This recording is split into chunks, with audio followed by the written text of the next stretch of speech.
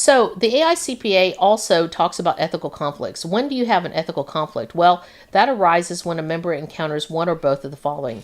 You have an obstacle to following an appropriate course of action due to internal or external pressures, or you have conflicts in applying relevant professional standards or legal standards. Now, I would say really between the two, it's the first one. You're going to have internal or external pressures that's going to cause you to maybe be conflicted in a variety of ways.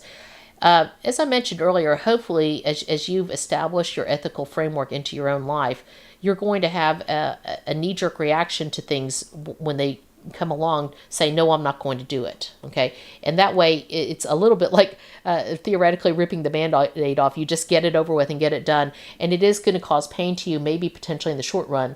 But if you go ahead and do the right thing each and every time, you're going to preserve what's most important, which is your license and your reputation.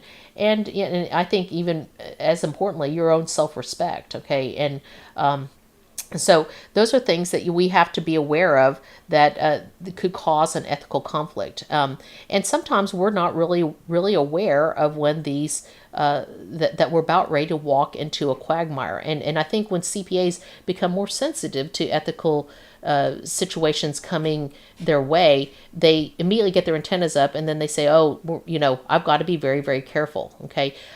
You all maybe remember a few summers ago when Pokemon Go was introduced to the United States, and then it was rolled out to other countries. And as it became rolled out, of course, all the internet functions in each country seemed to crash as people were going on. But here in the United States, the interesting thing was once Pokemon Go was online, that rural hospitals determined that the reported cases of snake bites among young people rose exponentially. And it's because these kids were playing Pokemon Go, weren't watching where they're going, and they ended up stepping near or on a snake and getting bit. And I think that's the same thing with CPAs. If we're not really looking around at what we were doing, realizing that danger is near, we are going to find ourselves snake bit, and it's going to be potentially permanently damaging to your reputation and your profession.